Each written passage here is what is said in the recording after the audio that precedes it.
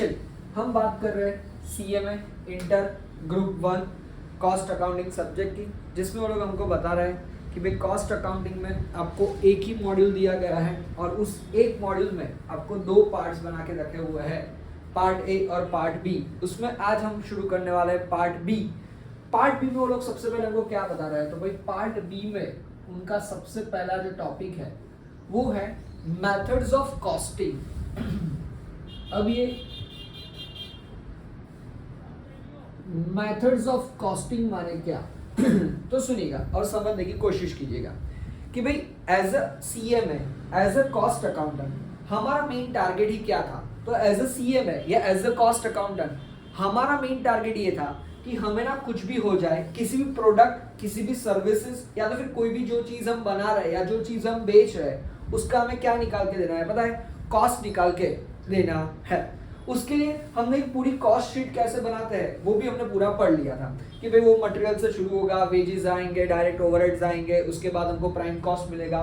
Prime cost आ जाने के बाद उन्होंने हमको बताया था कि भाई आपको आगे फैक्ट्री के खर्चे ऐड करने, फैक्ट्री ओवरहेड्स ऐड करने, मतलब कि वर्क कॉस्ट मिल जाएगा। उसके बाद आपको एडमिनिस्ट्रेटिव ओवरहेड हेड्स ऐड करने हैं, तो उसके बाद आपको मिल जाएगा कॉस्ट ऑफ गुड्स सोल्ड या तो फिर कॉस्ट ऑफ प्रोडक्शन। फिर उन्होंने बताया था कि आप सेलिंग एंड डिस्ट्रीब्यूशन खर्चे ऐड कर दो, ओवरहेड्स ऐड कर दो, तो आपको क्या मिल जाएंगे बताए? तो आपको मिल जाएगा कॉस्ट ऑफ सेल। लास्ट में प्रॉफिट ऐड कर दो तो आपको क्या मिल जाता था पता है? सेल्स मिल जाता था। लेकिन अब यहाँ पे वो लोग बताना चाह रहे हैं कि भाई कभी कभार जब भी हम कॉस्टिंग डिसाइड करता है, जब भी वो कॉस्ट हमें प्रोडक्ट का या तो फिर सर्विस का डिसाइड करता है, तो उस वक्त हमें ना कुछ चीजें ध्यान में रखनी पड़ेगी। कैसे? तो सुनिएगा ध्यान से। यहाँ पर उन्होंने हमको ना अलग अलग मेथड्स ऑफ कॉस्टिंग लेके रखी हुई है। मेनली उन्होंने उसको 3 हिस्सों में डिवाइड करके रखा हुआ है। सबसे पहला उन्होंने क्या बताया? Specific order costing.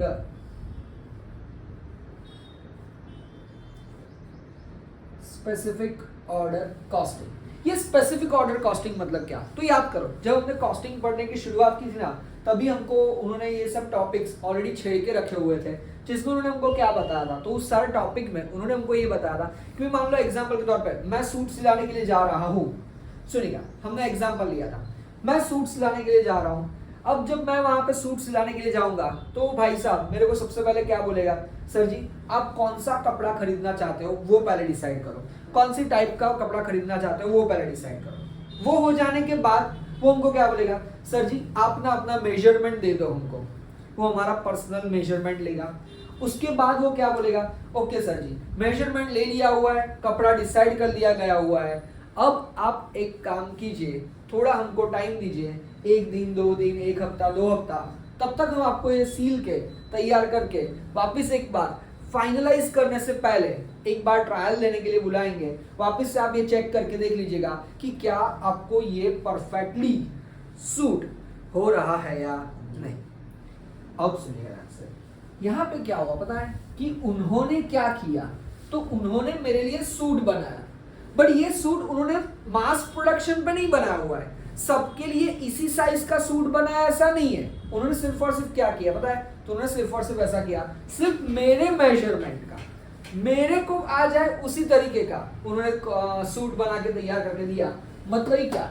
जब एक स्पेसिफिक ऑर्डर नहीं दिया जाता है, किसके द्वारा?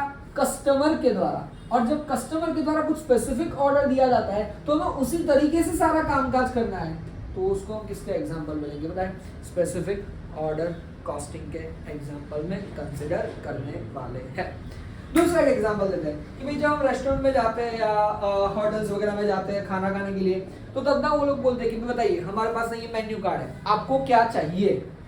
अब हम जो बोलेंगे ना वो लोग तुरंत से हमको फटाफट से बना के दे देते हैं, सर्व कर देते हैं। हाँ, उसके अकॉर्डिंगली वो लोग थोड़ा बहुत क्या करते हैं पता है? तो उसके अकॉर्डिंगली वो लोग थोड़ा बहुत, जैसे हम बोल सकते हैं, हमने अगर बोला कि हमको थोड़ा मीठा करना है, हमको थोड़ा तीखा करना है, ये मत डालना वो मत डालना, हम हमारे हिसाब से उसको क्या करवाते हैं पता है? तो हम हमारे हिसाब से उसको कस्टमाइज करवाते हैं। सेम हमें यहाँ पे भी देखना है। स्पेसिफिक ऑर्डर कॉस्टिंग को उन्होंने आगे 3 सब हेडिंग में डिवाइड करके रखा हुआ है। सबसे पहला है जॉब कॉस्टिंग, दूसरा आएगा हमारा बैच कॉस्टिंग, और तीसरा कौन सा आएगा हमारा कॉन्ट्रैक्ट कॉस्टिंग। इन तीनों के बारे में हमने मोटा मोटा पहले बात किया हुआ था। भाई जॉब कॉस्टिंग मतलब कि एक पर्टिकुलर ऑर्डर, उसी पे काम करना है, उसी को तैयार करके देना है और उसी की वो हमारे पास से कॉस्ट या पैसा या एमआरपी चार्ज करेगा। दूसरा आएगा बैच कॉस्टिंग। ये बैच कॉस्टिंग मतलब क्या, तो सुनिएगा ध्यान से। कभी कभार वो लोग क्या करते हैं पता है, जब हम अपने एग्जांपल लेके रखा हुआ है कपड़ों का, कभी कभार वो लोग क्या करते हैं पता है, तो कभी कभार वो लोग ना हमको जब भी हम रेडीमेड कपड़े खरीदने के लिए जाते हैं, शर्ट हो गया, टी शर्ट हो गया, तो उसमें वो लोग ना स्पेसिफिक साइजेस की एक प्रोग्राम परफॉर्मा बना के रखा हुआ है और उसी फॉर्मे को वो लोग क्या करते हैं पता है, हर बार फॉलो करते हैं। जैसे कि अगर आपको पता हो लाइक वो एस माने के स्मॉल साइज, फिर मीडियम साइज, फिर लार्ज, फिर एक्स्ट्रा लार्ज, फिर डबल एक्सएल और फिर जिस हिसाब से बड़ी साइजेस अवेलेबल जो कंपनीज बनाती है उसका। अब ये क्या होता है स्मॉल साइज, तो स्मॉल साइज के वो लोग पहले से ही 15, 20, 50, 100 क्वांटिटी बना के रखेंगे। सिर्फ उसने हमारे लिए नहीं बनाई है, हमारे जैसों के लिए बनाई है। Medium, large, extra large, double XL, 3 XL जितना भी होता जाएगा। इसको हम कौन सा एग्जांपल में कंसीडर कर सकते हैं पता है, बैच कॉस्टिंग वाले में कंसीडर कर सकते हैं, क्योंकि वो स्मॉल साइज, एग्जांपल के तौर पर मुझे ना स्मॉल साइज का सूट फिट होता है, तो वो स्मॉल साइज का सूट सिर्फ और सिर्फ सर के लिए बना रहा है, तो फिर वो जॉब कॉस्टिंग बोला जाएगा। लेकिन वो स्मॉल साइज के सूट्स सभी लोगों के लिए, जिन जिन को भी स्मॉल साइज आती होगी उनके लिए बना रहा है, जिसमें जो थोड़ा बहुत जिसे हम बोल सकते हैं कि एक्स्ट्रा मॉडिफिकेशन पॉसिबल नहीं हो पाएगा, तो वो हमारा कौन सा हो जाएगा बताएं, बैच कॉस्टिंग। इसमें हम स्पेसिफिकली एक ही क्वांटिटी बना रहे हैं, एक ही ऑर्डर, एक ही सूट बना रहे हैं, जबकि हम ऐसे के यहाँ पे कितने बनाएंगे बताएं, 50, 100 सेम साइज के अलग अलग पैटर्न के सूट्स तैयार करके देंगे। उनको पसंद आ रहा है तो वो पर्टिकुलर प्रोडक्ट ले लेगा, अगर उनको पसंद नहीं आ रहा है तो उस पर्टिकुलर प्रोडक्ट को वो क्या कर देगा, छोड़ देगा। इसको बोला जाएगा बैच कॉस्टिंग। और फिर लास्ट में कौन सा आएगा, कॉन्ट्रैक्ट कॉस्टिंग। ये कॉन्ट्रैक्ट कॉस्टिंग मतलब क्या, तो सुनिएगा ध्यान से। मैंने आपको एग्जांपल दिया था कि भाई जब भी वो बिल्डिंग्स वगैरह बना रहे होते हैं तो उस वक्त वो लेबर कॉन्ट्रैक्टर हो गया, या तो फिर जिससे हम बोल सकते हैं कि ऐसे बहुत सारे एग्जांपल्स हैं। जब हम इसके बारे में आगे पढ़ेंगे तो हम उसको ज़्यादा और डिटेल में समझने वाले हैं। लेकिन ये तीनों ही किसके एग्जांपल बोले जाएंगे बताए, स्पेसिफिक ऑर्डर कॉस्टिंग के एग्जांपल बोले जाएंगे। जब कंपनी को ऑर्डर रिसीव्ड होता है तभी जाके ये लोग इन सब चीज़ों को क्या करते हैं पता है, प्रोड्यूस करते हैं। जब इनको ये कॉन्ट्रैक्ट नहीं मिलेगा तब तक हमें ये सब चीज़ों में एंटर होने की या ये सारे कॉस्ट अकाउंटिंग के ये सारे मेथड्स को टच करने की कोई ज़रूरत नहीं। तो ये पहला एग्जांपल हो गया स्पेसिफिक ऑर्डर क्वांटिटी कॉस्टिंग। दूसरा मेथड्स ऑफ कॉस्टिंग में दूसरा एग्जांपल कौन सा दिया हुआ है, तो उन्होंने दिया हुआ है प्रोसेस कॉस्टिंग। अब ये प्रोसेस कॉस्टिंग मतलब क्या, तो कभी बार ऐसा होता है कि कुछ कुछ प्रोडक्ट्स वो लोग उस तरीके से बनाते हैं जो एक ही डिपार्टमेंट, एक ही प्रोडक्शन डिपार्टमेंट बना के खत्म कर देता है, तैयार कर देता है। ऐसा नहीं होता है, over a period of time अलग अलग वो लोग प्रोसेस से गुजार के उस प्रोडक्ट को फाइनलाइज टचअप करते हैं। जैसे कि एग्जांपल के तौर पर अगर हम मोटा मोटा एग्जांपल ले तो भाई कार की जो प्रोडक्शन होती है, वो जो असेंबली लाइन जो पूरी वो लोग बनाते हैं, जिसमें वो लोग क्या करते हैं, तो भाई पहले होता तो सारा प्रोडक्शन डिपार्टमेंट के अंदर ही होता है, लेकिन प्रोडक्शन डिपार्टमेंट भी उन्होंने अलग अलग क्या कर दिए होंगे पता है, बाइफर्गेशन टाइप्स कर दिए होंगे। किस तरीके के, भाई सबसे पहले उसकी बॉडी बनाई जाएगी, वो हो जाने के बाद उसको आगे मूव कराओ, भाई कलर वगैरह करो, वो हो जाने के बाद भाई उसमें इंजन वगैरह फिट करो, वो हो जाने के बाद भाई उसमें सीट्स वगैरह लगाओ, वो हो जाने के बाद भाई उसमें बाकी सारे जो भी लाइटिंग्स फिटिंग्स कांच वो सब है, मिरर्स वगैरह वो सब लगाओ। मतलब क्या यहाँ पे क्या होगा पता है, तो यहाँ पे ऐसा होगा, हमारी इनपुट्स को, हमारे रॉ मटेरियल्स को फिनिश गुड्स बनने से पहले बहुत से ऐसे अलग अलग प्रोसेस से गुजरना पड़ेगा। Process 1, process 2, process 3। कभी कभार वो लोग सिर्फ ऐसे प्रोसेस 1, प्रोसेस 2, प्रोसेस 3 या प्रोसेस A, B, C करके खत्म कर देंगे। कभी कभार वो लोग हमको ना स्पेसिफिक ऐसे प्रोसेस के नाम दे के रखेंगे। ये हो जाएगा आपका कौन सा अकाउंट बताए, प्रोसेस अकाउंट। और फिर लास्ट में आपका आने वाला है ऑपरेटिंग कॉस्टिंग, जिसमें हम कोई पूरे साल किसी पर्टिकुलर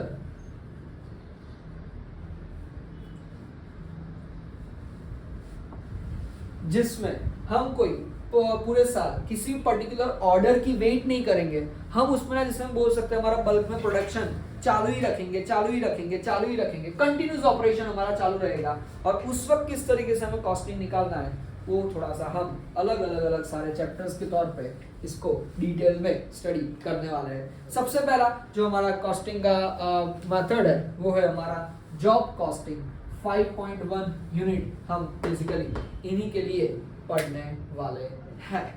देखते हैं क्या बता रहे हैं वो लोग जॉब कॉस्टिंग में।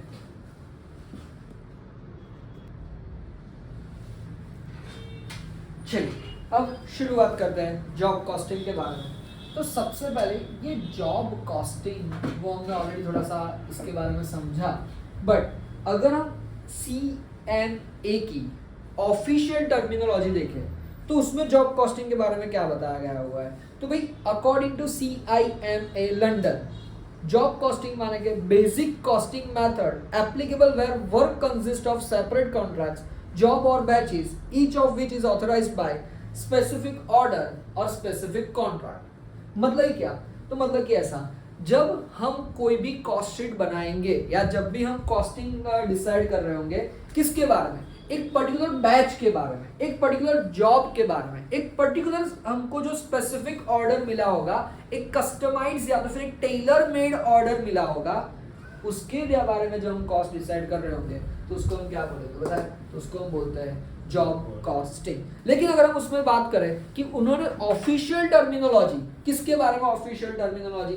CIMA की ऑफिशियल टर्मिनोलॉजी देखने जाए तो उन्होंने जॉब कॉस्टिंग में क्या बोला है? तो भाई जॉब कॉस्टिंग में उन्होंने बताया हुआ है कि भाई कस्टमर ऑर्डर और task of relatively short duration. मतलब क्या भाई? जॉब कॉस्टिंग का बेसिक मतलब ही ऐसा होता है कि भाई कस्टमर हमको ऑर्डर देगा या कोई भी एक पर्टिकुलर टास्क हमको परफॉर्म करने के लिए बुलाएगा, और वो भी कौन से ड्यूरेशन के लिए? पता है? शॉर्ट ड्यूरेशन के लिए। ये शॉर्ट ड्यूरेशन के लिए मतलब क्या? तो ये एक चीज आपको याद रखनी है कि भाई जॉब कॉस्टिंग जो हमारा आने वाला है वो कंपैरेटिवली कैसा रहेगा पता है? शॉर्ट ड्यूरेशन के लिए ही रहने वाला है। ये शॉर्ट ड्यूरेशन के लिए रहने वाला है मतलब क्या? कस्टमर ने हमको ऑर्डर दिया हुआ है, उसको पर्टिकुलर चीज चाहिए है, तो उसको हमें एक साल के बाद कंप्लीट करके देंगे, ऐसा होने वाला नहीं है। पक्का आ रहा है समझ में? बढ़िया से। अच्छा, अब ये फीचर्स ऑफ जॉब कॉस्टिंग कौन कौन से हैं? तो अच्छे से उन्होंने हमको सारे समझाए हुए हैं फीचर्स। सबसे पहले उन्होंने क्या बोला? भाई ये सारे के सारे ना सेपरेट आइडेंटिटी रहेगी। किस तरीके से सेपरेट आइडेंटिटी रहेगी?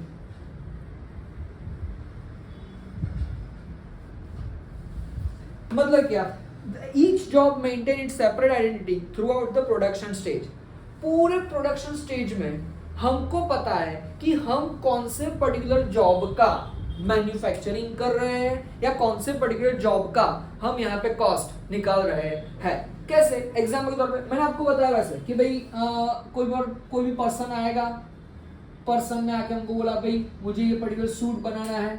अब जब वो पर्टिकुलर सूट बना रहा है मतलब कि हमने सबसे पहले उसको पहले वो मटेरियल चूज करवाने के लिए बोला होगा, उसके लिए हम एक पर्टिकुलर टेलर को लगा देंगे पीछे, मतलब कि उसका हमें वेजेस देने पड़ेंगे। वो हो जाने के बाद आगे की जो भी प्रोसेस उसमें वो जाएगा, वो पर्टिकुलर सूट बनने के लिए, तैयार होने के लिए, सिलने के लिए, तो हमको पता होगा हर एक स्टेज पे कि हम ये कौन से वाले जॉब की बात कर रहे हैं। वो मटेरियल देख के, वो कपड़ा देख के, वो साइज देख के, वो फीचर्स देख के पता लग जाएगा कि अच्छा हम ये पर्टिकुलर उस जॉब के लिए ये सारी चीजें बना रहे हैं।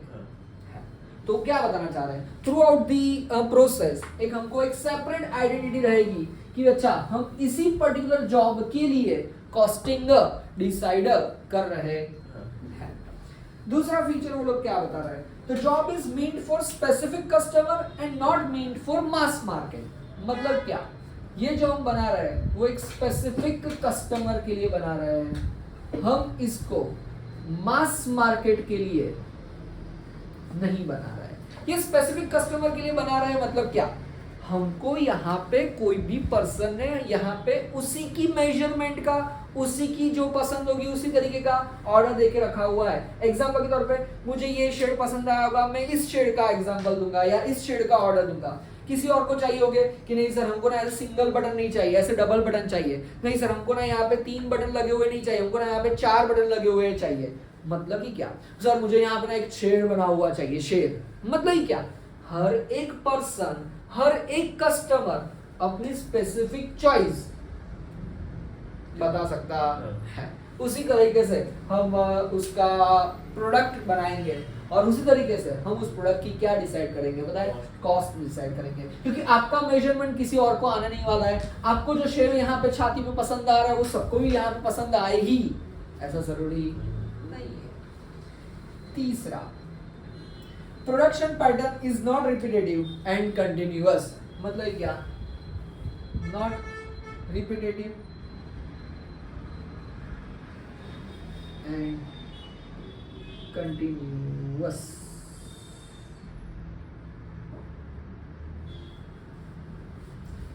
हमारी जो प्रोडक्शन करने की इसमें जो टेक्निक होगी, जो पैटर्न होगी, वो हमारी कैसी रहेगी, बताए, नॉट रिपीटेटिव। मतलब क्या, भाई सर आए, सर ने इस पर्टिकुलर तरह का सूट बनवा दिया, मतलब ही खत्म। अब वापिस से हो सकता है कि मेजरमेंट सर का वही रहेगा, लेकिन वापिस से क्या मटेरियल सेम का सेम रहेगा, नहीं। मतलब क्या, हर एक जॉब अपने आप में क्या है, पता है, एक्सक्लूसिव है। हो सकता है कि किसी और मेरा पहनता हुआ देख के किसी और को ये मटेरियल पसंद आ जाएगा, लेकिन उसकी साइज भी, उसका मेजरमेंट भी मेरे जितना ही हो, ऐसा जरूरी नहीं है। तो मतलब क्या, हमेशा जॉब कॉस्टिंग की जब हम बात करेंगे तो ऑलमोस्ट नॉन रिपीटेटिव होते हैं, क्योंकि ये कस्टमाइज्ड है। लोगों को जिस तरीके से चाहिए होगे, लोगों को जिस तरीके से पसंद आ रहे हैं, उस तरीके से हमें बनाना है। चौथा, production begins only after getting order. हाँ, ये मोस्ट इंपॉर्टेंट है। Production begins only after receiving order from customer. जब तक आपको कस्टमर के पास से ऑर्डर रिसीव नहीं होता ना, तब तक आपको किसी भी तरह का हम प्रोडक्शन स्टार्ट करने वाले नहीं है। क्यों? क्योंकि आपको पता नहीं है कि कौन से कस्टमर को कौन सी तरह की चीजें पसंद आती है। अगर आपको मैं इसका एक और बेहतरीन एग्जांपल दूं तो बहुत से लोग ना ऐसे आपने बोर्ड्स लगा के देखे होंगे कि भाई हम ना कस्टमाइज्ड गिफ्ट्स बना के देते हैं। ये कस्टमाइज्ड गिफ्ट्स बना के देते हैं मतलब क्या? उन लोगों के पास ना एक फोटो फ्रेम एग्जांपल के तौर पे होंगी, फिर उन लोगों के पास ना बहुत से ऐसी कस्टमाइज कर पाए ऐसी गिफ्ट्स होगी जिसमें आप अपना या अपने पार्टनर का या अपने फैमिली का या अपने फ्रेंड्स का फोटो, नाम या तो फिर कोई ऐसा मूवमेंट जो आप अपने हिसाब से उसमें क्या करवा सकते हो, पता है, बनवा सकते हो। तो जब तक वो लोगों को हमारी तरफ से ऑर्डर नहीं मिलता ना, तब तक वो लोग काम शुरू करने वाले नहीं है। ये भी उसका एक यूनिक सा फीचर है जॉब कॉस्टिंग का। नेक्स्ट क्या बोल रहा है? Each job is executed as per the requirement of the customer. Yes, as per the requirement of the customer. मतलब क्या? ये पूरा जो जॉब कॉस्टिंग हम करने वाला है या जॉब को हम मैन्युफैक्चरिंग करने वाला है, तो उसमें वो लोग यहाँ पे ये बताना चाहते हैं कि भाई हम पर्टिकुलर एक कस्टमर ने जो हमको बताया होगा ना, उसकी जो सारी नीड्स होगी ना, उसी तरीके से हम इसको क्या करने वाले हैं, पता है, डिजाइन करने वाले हैं, प्रोड्यूस करने वाले हैं। ऐसा सेम टू सेम पीस, ऐसा सेम टू सेम सर्विसेज हम वापस से किसी और कस्टमर को अवेलेबल नहीं कराने वाले। ये अपने आप में क्या होगा, पता है, यूनिक होगा। कस्टमर जिस तरीके से अपने रिक्वायरमेंट बताएगा, उस तरीके से हमें उसमें थोड़े बहुत उसमें क्या करने हैं, पता है, चेंजेस भी करके देने हैं। नेक्स्ट क्या बता है? Duration of production cycle is generally, duration of production cycle is usually short. ये यूजुअली शॉर्ट मतलब क्या? फिर मैंने आपको बताया था, पहले ही उन्होंने बताया था कि भाई जॉब कॉस्टिंग की डेफिनेशन भी उन्होंने बताया था कि हमें ना ये स्पेसिफिकली शॉर्ट ड्यूरेशन के लिए करना है। क्यों शॉर्ट ड्यूरेशन के लिए करना है? क्योंकि वो लोग यहाँ पे हमको ये बताना चाहते हैं कि भाई आपको जो भी ऑर्डर मिलेगा तो आपको रिजनेबल टाइम में वो कस्टमर को कंप्लीट करके दे देना। लास्ट क्या बोल रहा है? जॉब कॉस्ट शीट हमें इसके लिए भी बनानी है, लेकिन वो जब हम जॉब कॉस्ट शीट बनाएंगे तो उसमें हमें ना या तो फिर एक अलग से जॉब रजिस्टर्ड भी हम मेंटेन कर सकते हैं, और साथ ही में हमको ये भी पता चल सकता है कि हमारा एक्चुअल प्रॉफिट या तो फिर लॉस कितना हुआ after completion of job complete होने के बाद हमको फाइनली कितना प्रॉफिट हुआ है या लॉस हुआ है वो भी हमको इसी पर्टिकुलर ऑर्डर से पता चल जाएगा। सर उसमें क्या है, वो तो प्रॉफिट ही होने वाला है। नहीं, नॉट लाइक दैट। मान लो वापस से एग्जाम्पल के तौर पे हमारी कपड़ों की दुकान है, बहुत से कस्टमर हमारे वहाँ पे सूट्स वगैरह सिलाने के लिए आते हैं। हर बार क्या होगा, तो भाई हर बार ऐसा जरूरी नहीं है कि भाई वो हमको एग्जैक्ट हमने जैसा बना के दिया उसको उतना पसंद आ ही जाए।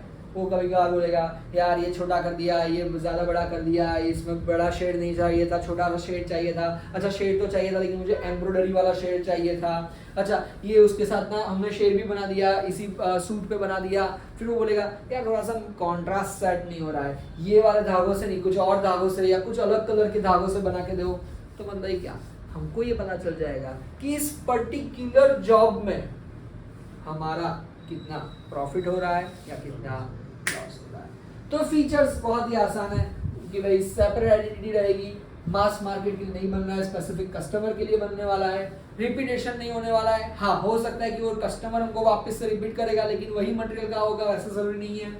प्रोडक्शन तभी शुरू होगा जब हमको ऑर्डर मिलेगा, जब तक ऑर्डर नहीं मिलेगा तब तक वो लोग सैंपल्स के लिए कुछ बना के रखेंगे और हमको क्या बोलेंगे कि आप इसमें अपने हिसाब से कस्टमाइज करवा सकते हैं। हो एज पर द रिक्वायरमेंट हमें कस्टमर की हमारा स्पेसिफिक जॉब चेंज करते रहना है। ड्यूरेशन जनरली शॉर्ट रहेगा, और जब भी हम कॉस्ट शीट के बारे में बात करेंगे तो हम एक अलग से जॉब रजिस्टर मेंटेन कर सकते हैं, अलग से जॉब कॉस्ट शीट मेंटेन कर सकते हैं, जिससे हमें हमारा एंड ऑफ द डे कितना प्रॉफिट एंड लॉस मिलने वाला है उसके बारे में भी हमको पता चल जाएगा। आ रहा है सामने फटाक से इसके कुछ सम्स देखते हैं, लेकिन सम्स देखने से पहले हमें थोड़े बहुत उसके पॉइंट्स, 2-3 पॉइंट्स जो है वो ध्यान में रखने पड़ेंगे, और वो 2-3 पॉइंट्स के साथ सीधा हम फटाफट से आपको समझा देंगे क्या कि भाई किस तरीके से आपको जिसमें सम्स करने हैं। देखते हैं, पहले ये लिख लीजिए फटाफट से।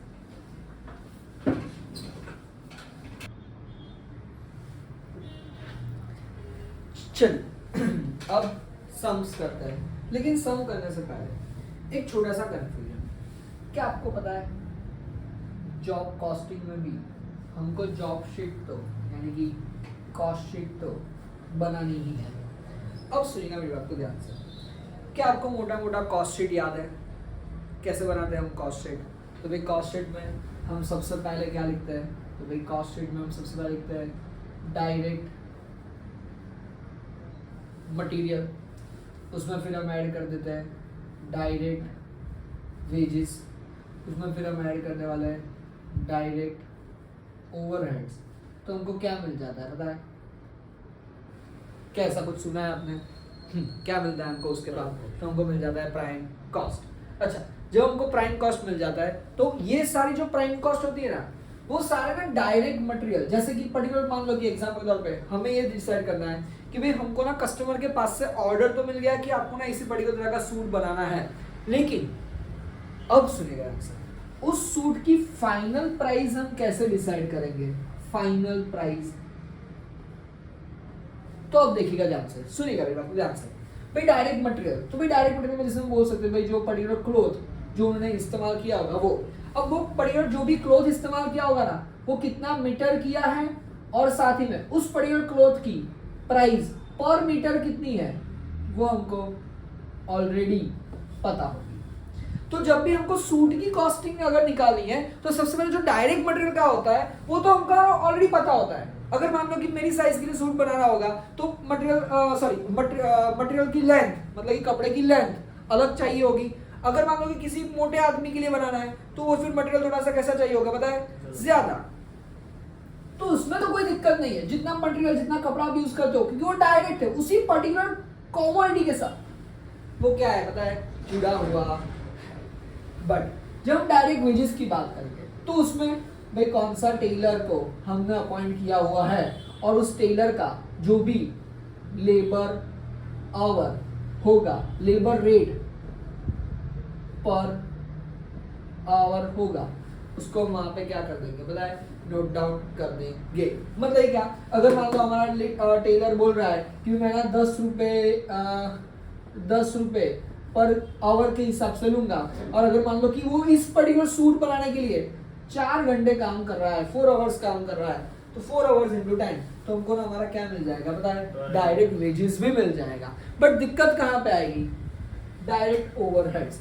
ये डायरेक्ट ओवरहेड्स मतलब क्या भाई, कितना वो धागा कितना चाहिए होगे, कितने बटन्स वगैरह चाहिए होगे, ये सब भी हम सूट पर्टिकुलर सूट जो बन रहा है उसकी रिक्वायरमेंट्स के अकॉर्डिंगली डिसाइड कर लेंगे। ये हमारा क्या है पता है, तो ये ना हमारी डायरेक्ट मटेरियल की कॉस्ट है।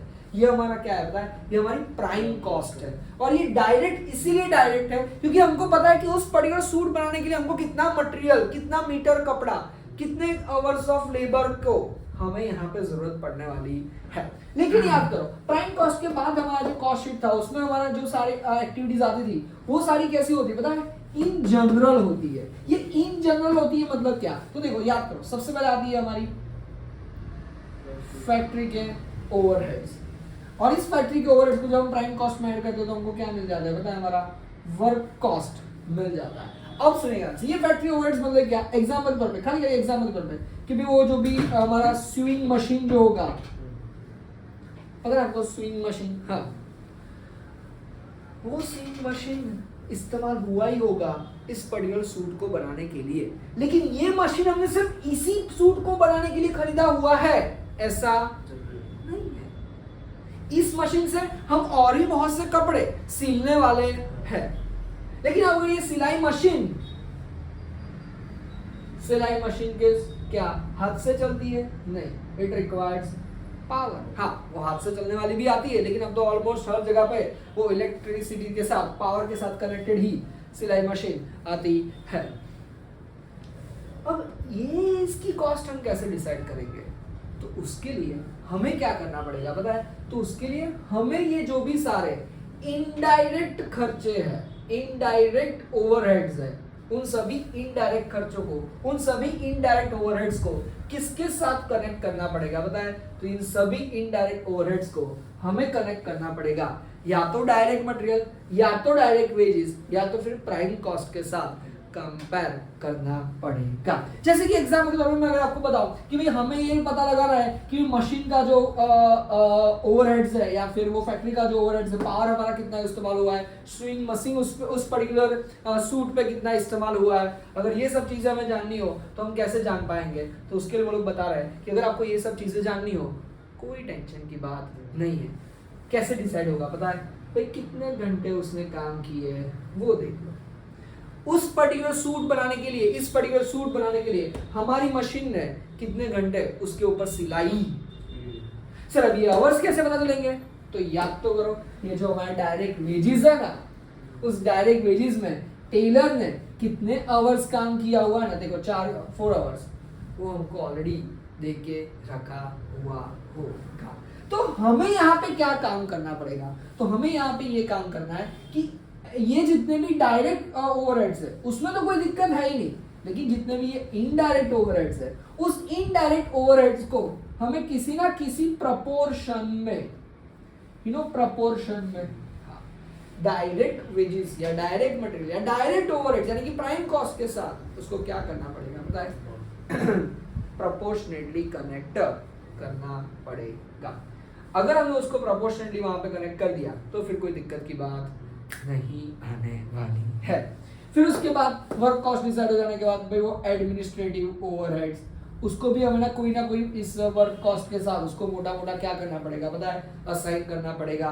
फिर उसके बाद आता है कॉस्ट ऑफ प्रोडक्शन, प्लस हम करेंगे सेलिंग एंड डिस्ट्रीब्यूशन एक्सपेंस। अब ये सेलिंग एंड डिस्ट्रीब्यूशन एक्सपेंस मतलब क्या भाई, जब भी सर गए होंगे वहां पे सूट सिलाने का ऑर्डर देने के लिए, तो वहां पे कोई ना कोई सेल्समैन खड़ा होगा। वो सेल्समैन ने अगर सर के साथ या हमारे साथ अच्छे से बात की होगी ना, तब जाके हमने उसको सूट का क्या दिया होगा पता है, ऑर्डर प्लेस किया होगा। मतलब कि वो सेलिंग एंड डिस्ट्रीब्यूशन की वो जो भी सारा खर्चा होगा उसको भी हमें अल्टीमेटली वर्क कॉस्ट या फिर प्राइम कॉस्ट या तो फिर डायरेक्ट वेजेस या तो फिर डायरेक्ट मटेरियल्स के साथ प्रोपोर्शनेटली क्या करना है पता है, असाइन करना पड़ेगा, क्योंकि ये सारे के सारे कौन से खर्चे है पता है? तो ये सारे के सारे इनडायरेक्ट ओवरहेड्स है। लेकिन ये सारे के सारे इनडायरेक्ट ओवरहेड्स भी इस पर्टिकुलर जॉब को लाने के लिए या इस जॉब को कंप्लीट करने के लिए इस्तेमाल तो हुए ही है, और अगर इस्तेमाल होने ही है तो हमें इसकी भी कॉस्ट निकालनी पड़ेगी। बट वो हम कैसे निकालेंगे? तो कुछ ना कुछ ऐसे प्रपोर्शन में हमें लाना पड़ेगा इस इनडायरेक्ट कॉस्ट को। किसके साथ? ये सारे डायरेक्ट मटेरियल डायरेक्ट कॉस्ट के साथ कुछ ना कुछ तरीके से प्रपोर्शन में लाएंगे, जिससे क्या होगा? जिससे ये होगा, हमको पता चलेगा कि भाई कितना फैक्ट्री ओवरहेड्स, कितना एडमिनिस्ट्रेटिव ओवरहेड्स, कितना सेलिंग एंड डिस्ट्रीब्यूशन ओवरहेड्स हमारा यूज हुआ है। आ रहा है सामने? पक्का 100% लॉक कर दिया जाए। कोई पहले just like that cost sheet हम इसमें भी बनाएंगे। डायरेक्ट में कोई दिक्कत नहीं आएगी। फिर जितने भी इनडायरेक्ट ओवरहेड्स है उसको हमें इस डायरेक्ट ओवरहेड्स के साथ प्रोपोर्शनेट सेट करना पड़ेगा। अगर प्रोपोर्शनेटली सेट कर देंगे तो हमको पता चल जाएगा कि भाई एग्जैक्टली हमारी कितनी कॉस्ट ऑफ सेल्स आई हुई है, और फिर उस कॉस्ट ऑफ सेल्स में हमारा मैन्युफैक्चरर जितना भी प्रॉफिट चाह रहा होगा वो प्रॉफिट हम उसमें प्लस कर देंगे, और फिर फाइनली हम उसको बोल देंगे कि भाई आपका ये सूट मोटा इतने रुपए में पड़ जाएगा। कभी कभी ऐसा भी हो सकता है कि हमने पहले ही बोल दिया हो कि भाई अच्छा ऐसे सूट सिलाना ना एग्जाम्पल के तौर पे 5,000 रुपये में तैयार हो जाएगा। अब हमें क्या करना है? हमने ये 5,000 ऑलरेडी प्राइस तो बोल के रखी हुई है। अब हम बैठे जॉब कॉस्टिंग करेंगे, कैलकुलेशन लगाएंगे और कॉस्ट ऑफ सेल्स ढूंढने की कोशिश करेंगे। अब यहाँ पे तो 5,000 बोल के रखा हुआ है, यहाँ पर मान लो कि 4,300 आया, तो मतलब कि ये हमारी बैलेंस फिगर के तौर पे कितने रुपए का प्रॉफिट मिल जाएगा पता है? 700 रुपए का प्रॉफिट मिल जाएगा। जस्ट लाइक दैट, जैसे हम कॉस्ट शीट में करते थे वैसे ही सब चीजें हमें यहाँ पे भी मेंटेन करनी पड़ती है। याद रखना है इनडायरेक्ट ओवरहेड्स को डायरेक्ट ओवरहेड्स के साथ प्रोपोर्शनेट में करना पड़ेगा। कैसे करेंगे? सम्स करते हैं तब देखते हैं। पक्का देखते हैं सब।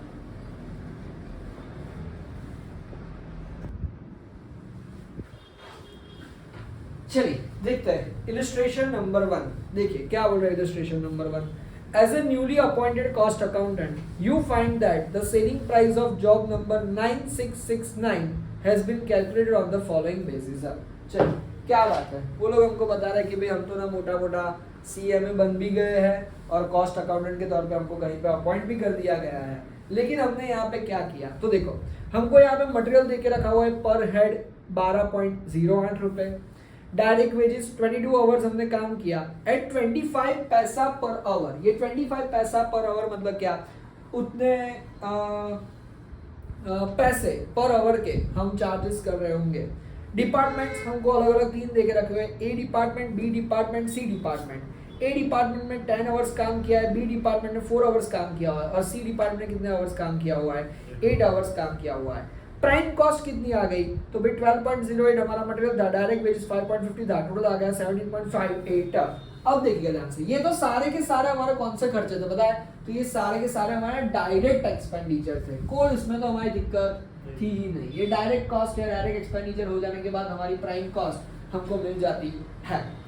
अब वो लोग क्या बता रहे हैं कि भाई ये प्राइम कॉस्ट में उन्होंने क्या किया पता है? याद करो हमने अभी यहाँ पे बनाया था। ये प्राइम कॉस्ट के बाद आपको ना फैक्ट्री ओवरहेड प्लस करने होते हैं, फैक्ट्री ओवरहेड्स के बाद एडमिनिस्ट्रेटिव ओवरहेड प्लस करने होते हैं, एडमिनिस्ट्रेटिव ओवरहेड्स कर देने के बाद आपको selling and distribution overhead plus करने होते हैं। तब जाके आपको फाइनली क्या मिल जाता है पता है? कॉस्ट ऑफ सेल्स मिल जाता है। लेकिन ये भाई साहब ने क्या कर दिया? तो ये भाई साहब ने ऐसा किया कि भाई prime cost plus 33% of prime cost उन्होंने ऐसे ही मोटा तुक्का मार दिया कि भाई बाकी सारे खर्चे वो प्राइम कॉस्ट के कितने परसेंटेज हो जाएंगे पता है? 33% हो जाएंगे। और ऐसा करके उसने हमको टोटल कॉस्ट बना के दे दी। ये उसने हमको टोटल दिया दे के रखा होता एग्जांपल में 17.58 प्राइम कॉस्ट, और फिर उस 17.58 का 33% मतलब कि मोटा 5.86%, सब 5.86 रुपीज। तो उसने ऐसा टोटल कॉस्ट कितनी बैठा दी पता है? 23.44 रुपीज बैठा दी। अब यहाँ पे सुनिएगा ध्यान से, ऐसा आप सीधा सा तुक्का सा नहीं लगा सकते हो, आपको चेक करना पड़ता है कि भाई फैक्ट्री ओवरहेड्स कितना हुआ, सेलिंग एंड डिस्ट्रीब्यूशन ओवरहेड कितना हुआ, एडमिनिस्ट्रेटिव ओवरहेड्स कितना हुआ। आप सीधा ये बोल दोगे प्राइम कॉस्ट का 30% गिन के खत्म कर दो, ऐसा पॉसिबल। तो अब यहाँ पे क्या करना पड़ेगा, वापस देखते हैं। An analysis of the previous year's profit and loss account shows the following। चलो उन्होंने नीचे हमको यहाँ बता के रखा हुआ है, क्या बता के रखा हुआ है, मटेरियल यूज्ड 77,500, चलो अच्छी बात है। डायरेक्ट वेजेस ए का 5,000, बी का 6,000, सी का 4,000। मतलब क्या, हमने पूरे साल के दौरान ए डिपार्टमेंट को इतने रुपए, बी डिपार्टमेंट को इतने रुपए और सी डिपार्टमेंट को इतने रुपए किस बात के देके रखे हुए पता है, डायरेक्ट वेजेस के बात के देके रखे हुए हैं।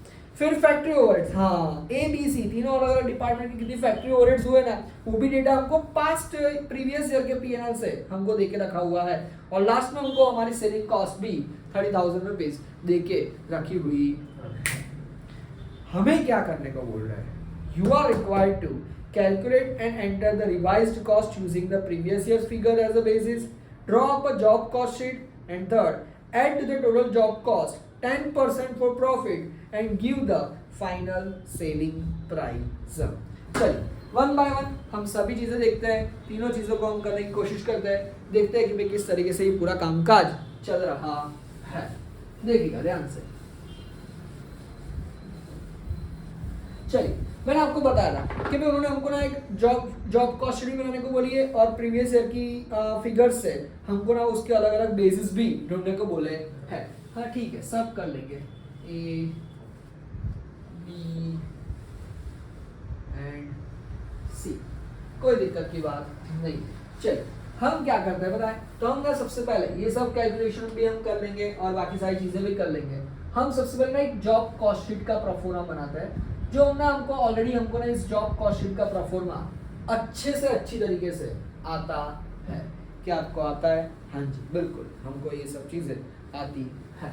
चलिए ये जॉब कॉस्ट शीट का प्रोफॉर्मा हम सबसे पहले देख लेते हैं, कैसी आएगी जॉब कॉस्ट शीट का प्रोफॉर्मा। तो देखिएगा ध्यान से, job cost sheet of the current year, और दोनों तरीके से हम देख लेंगे, देखते जाइएगा और समझते जाइएगा बिल्कुल ही ध्यान से।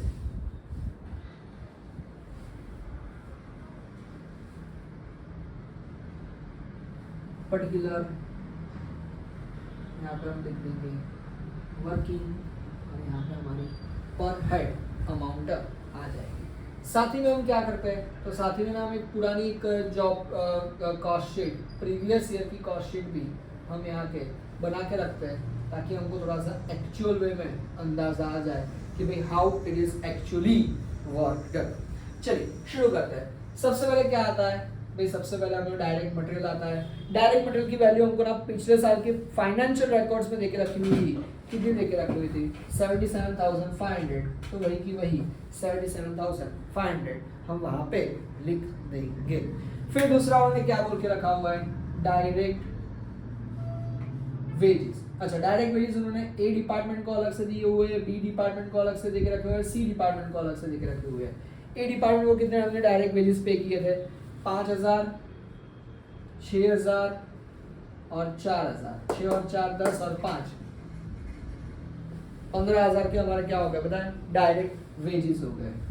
इसका हम टोटल करेंगे तो हमको क्या मिल जाएगा, हमारी प्राइम कॉस्ट कितनी आएगी 92,500। फिर उन्होंने हमको क्या देके रखा हुआ है, फैक्ट्री ओवरहेड्स देके रखा हुआ है।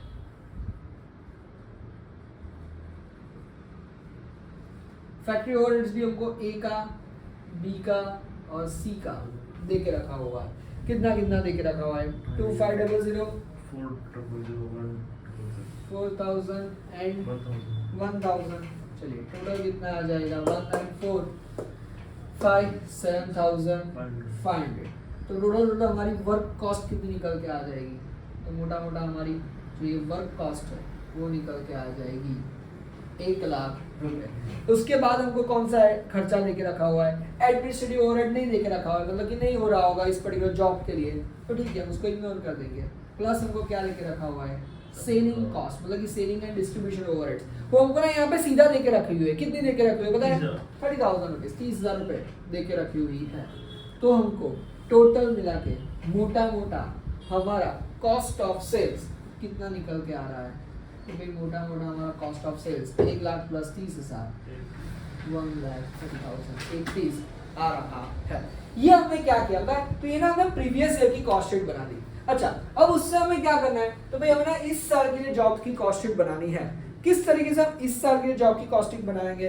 तो देखिए ध्यान से, सबसे पहला वही चीज जो हम हर बार लिखते आ रहे हैं, क्या आएगा पता है? मटीरियल। तो हमने सबसे पहले यहाँ पे क्या लिख दिया पता है? मटेरियल लिख दिया। मटेरियल में उन्होंने सबसे पहले हमको पर हेड कॉस्ट कितनी देके रखी हुई है पता है? 12.08 ऑलरेडी देके रखा हुआ है। हमें इसमें कोई तरह की बड़ा सा कोई टेंशन लेने की बात नहीं है।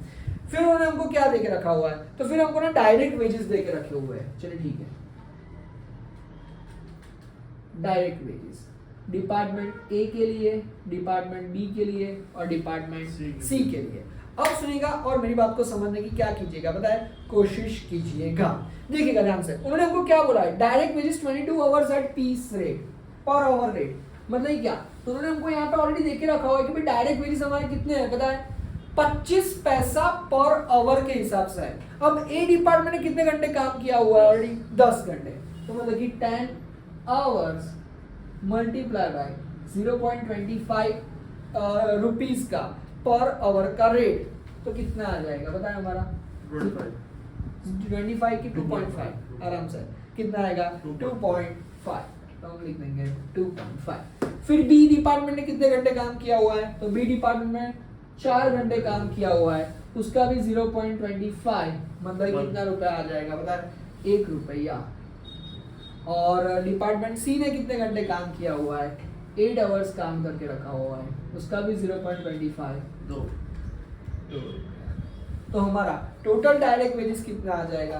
तो 2.5 और 1 3 और 2 5.5 रुपए हमारे आ जाएंगे। तो हम यहाँ पे लिख देंगे 5.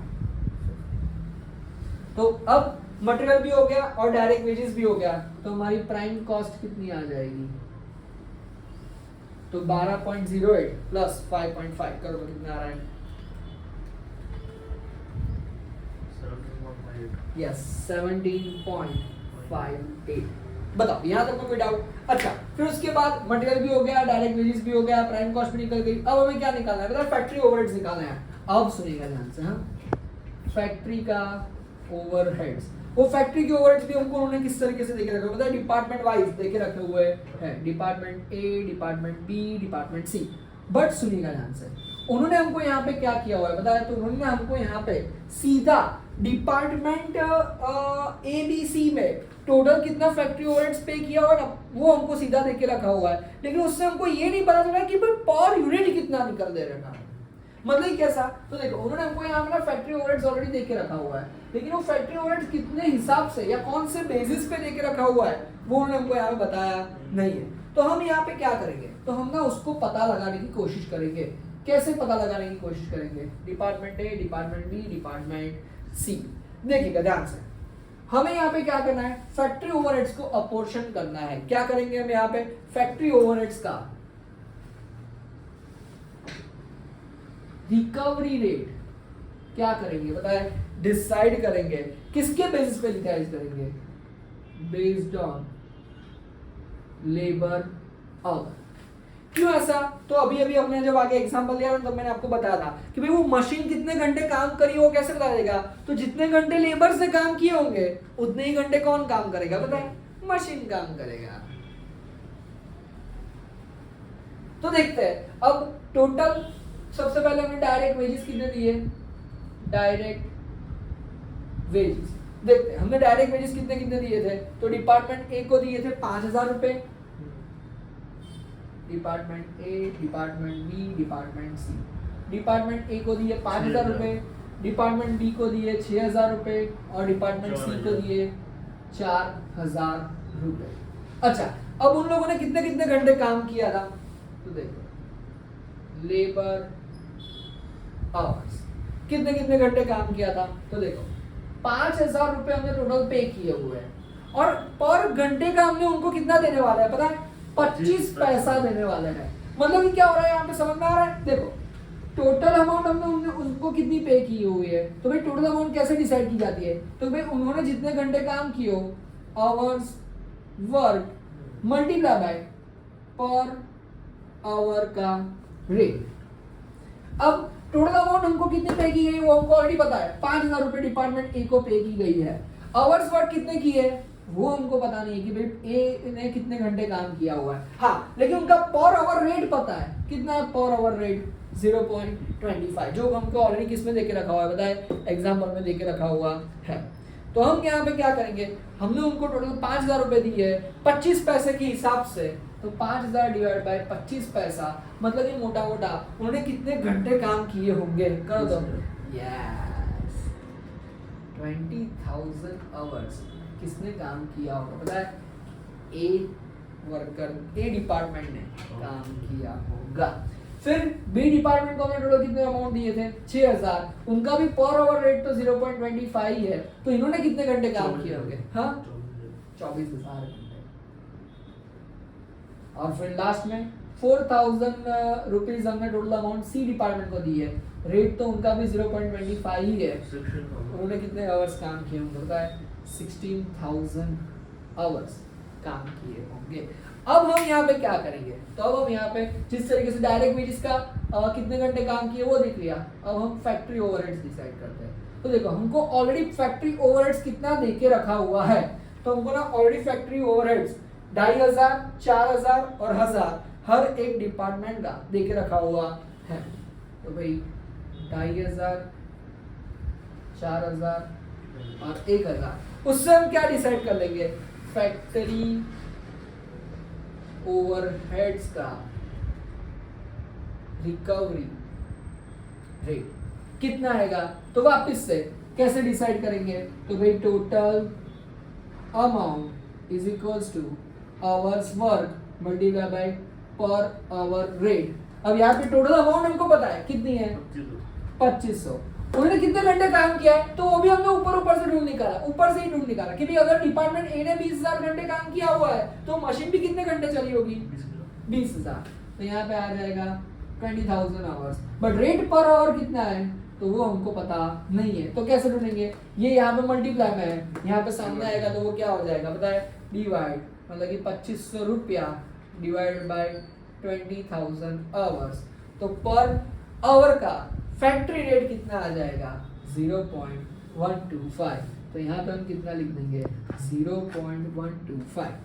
फिर 4,000 डिवाइड बाय 24,000 आवर्स कितना आ जाएगा 0.166, हाँ 0.166 मतलब 0.167, मोटा मोटा अगर हम पकड़ के चले तो हाँ जी बिल्कुल, तो यहाँ पे हम कितना लिख देंगे 0.167 इंटू फिर 1,000 डिवाइड बाय 16,000 आवर्स 0.0666 फिर ऐसा है नहीं 0.0625, हाँ तो 0.0625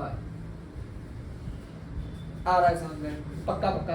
अब हम यहाँ पे क्या करेंगे, कुछ नहीं, उनको यहाँ पे लिख देने का मल्टीप्लाई बाय, अब फैक्ट्री ओवरहेड्स में किस तरीके से हम जाने देंगे, तो ये हमारे सारे के सारे आवर्स हो गए और हमको यहाँ पे दिया गया है कि डिपार्टमेंट ए ने कितने घंटे काम किया है, डिपार्टमेंट बी ने और डिपार्टमेंट सी ने कितने घंटे काम किया है। अरे सर आप यहाँ पे ऐसा बता रहे हो कि डिपार्टमेंट ए ने 20,000 घंटे काम किया है और अभी आप ऐसा बोल रहे हो कि डिपार्टमेंट ए ने 10 घंटे काम किया हुआ है, ऐसा कैसा, तो सुनिएगा ध्यान से, हमने जब यहाँ पे फैक्ट्री खोल के रखी हुई है, बिजनेस चालू करके रखा हुआ है, तो कोई हम यहाँ पे सिर्फ एक ही भाई साहब का सूट बनाने के लिए बैठा है, ऐसा नहीं है। ये जो हमको डेटा देख रहा है 20,000 आवर्स फॉर डिपार्टमेंट ए, वो किसका है पता है, पूरे यहाँ पे देखो बताया गया है 22 आवर्स में 22 आवर्स में से पूरे उन्होंने क्या बताया हुआ है, पूरी फैक्ट्री में जितने भी सूट्स बन रहे हैं उस वक्त डिपार्टमेंट ने टोटल कितना घंटे काम किया हुआ है 20,000 आवर्स काम किया है, लेकिन इस पर्टिकुलर सूट बनाने के लिए डिपार्टमेंट ने कितने घंटे काम किया हुआ है, 10 घंटे का।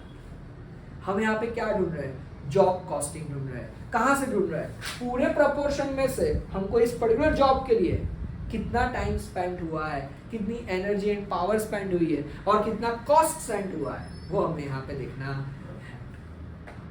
तो अब हम यहाँ पे क्या करेंगे, 10 आवर्स 4 आवर्स एंड 8 आवर्स, बताइए 1.25 1.25 बढ़िया से।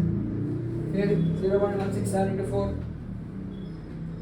0.668 668 मतलब कि 0.67 मोटा मोटा पकड़ के चलते हैं। 0.0625 मल्टीप्लाई बाय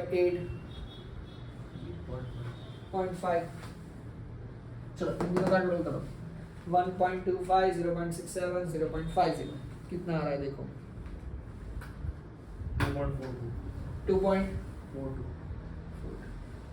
अब हम इसको यहाँ पे क्या कर देंगे पता है जोड़ देंगे तो अब हमको यहाँ पे मोटा मोटा क्या मिल जाने वाला है तो अब हमको यहाँ पे मोटा मोटा फैक्ट्री कॉस्ट या तो फिर जिसको हम क्या बोलते हैं वर्क कॉस्ट मिल जाने वाला है। कितना आएगा वर्क कॉस्ट तो करो तो 17.58 में 2.42 प्लस 20 अब सुनिए ध्यान से हमारी कॉस्ट शीट प्रीवियस ईयर की कैसी बनी थी पहले मटेरियल हाँ तो मटेरियल तो हमने लिख दिया फिर डायरेक्ट वेजेस हाँ वेजेस भी हमने लिख दिया प्राइम कॉस्ट हाँ प्राइम कॉस्ट भी हमने लिख दिया फिर आए थे फैक्ट्री ओवरहेड्स वो हमको नहीं दिए थे तो हमने ना क्या किया फैक्ट्री ओवरहेड्स को डायरेक्ट वेजेस के प्रपोर्शन में ढूंढ निकाला कि भाई वेजेस अगर 5,000 रुपए दिए गए हैं 0.25 का रेट चल रहा है तो ए डिपार्टमेंट ने कितने घंटे काम किए होंगे 20,000 आवर्स।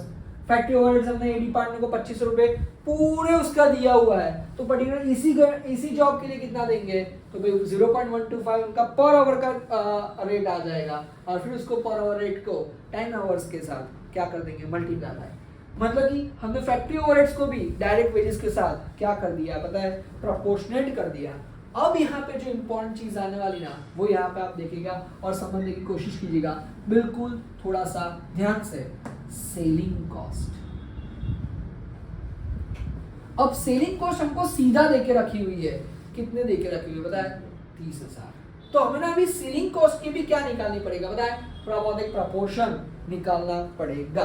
तो कैसे निकालेंगे हमको प्रपोर्शन क्या आपको ये समझ में आ गया था तो कैसे निकालेंगे उसका प्रपोर्शन तो देखो सेलिंग कॉस्ट का प्रपोर्शन हम कुछ इस तरीके से निकालेंगे कि भाई हमारी टोटल सेलिंग कॉस्ट का रिकवरी रेट तो हम ये कैसे निकालेंगे तो भाई सेलिंग एंड डिस्ट्रीब्यूशन ओवरहेड्स को हम किसके कंपेयर में लिखेंगे पता है तो इसको ना हमेशा जैसे हम फैक्ट्री ओवरहेड्स को डायरेक्ट वेजेस के कंपैरिजन में लिखेंगे वैसे ही सेलिंग कॉस्ट को हम किसके कंपैरिजन में लिखेंगे पता है वर्क कॉस्ट के तो selling and distribution overheads divided by work cost multiply by 100 क्योंकि हमें यहाँ पे क्या ढूंढना है पता है परसेंटेज ढूंढना है तो कितना आ जाएगा 30,000 का selling and distribution overhead work cost थी हमारी 1 लाख की मल्टीप्लाई बाय 100 तो मोटा मोटा कितना परसेंटेज आ गया पता है 30%। वो भाई साहब ने तो क्या कर दिया था पता है सीधा 33% किंग को ले लिया था पता है फैक्ट्री ओवरहेड्स और सेलिंग एंड डिस्ट्रीब्यूशन ओवरहेड्स दोनों का मिला के कर दिया था लेकिन ऐसा नहीं आएगा। सेलिंग कॉस्ट हमारी कितनी आएगी तो भाई 30% ऑफ वर्क कॉस्ट हमारी कितनी है 20 का 30% करो तो 20 रुपए का 30% कितना आता है 20 रुपए का 30% करो तो हमारा आ जाएगा 6 रुपया मतलब कि कुल मिला के मोटा मोटा हमारा कॉस्ट ऑफ सेल्स कितना आ जाएगा पता है 26 रुपीज। और फिर उन्होंने हमको क्या बोला है लास्ट पॉइंट में फिर उन्होंने हमको बोला है कि भाई अपना प्रॉफिट भी चार्ज कर लो कितना प्रॉफिट चार्ज करके दो पता है 10% चार्ज करके दो और फिर उससे हमारी सेलिंग प्राइस आप यहाँ क्या कर दो पता है डिसाइड कर दो। तो देखो कॉस्ट ऑफ सेल आया हमारा 26 का ही 10% मतलब कितना आ जाएगा 2.60 तो हमारी इस पर्टिकुलर सूट की या इस पर्टिकुलर जॉब की मोटा मोटा सेलिंग प्राइस कितनी आ जाएगी पता है 28.60 रुपीज। आ रहा है समझ में क्या किया हमने यहाँ पे थोड़ा सा ध्यान से देख लीजिएगा।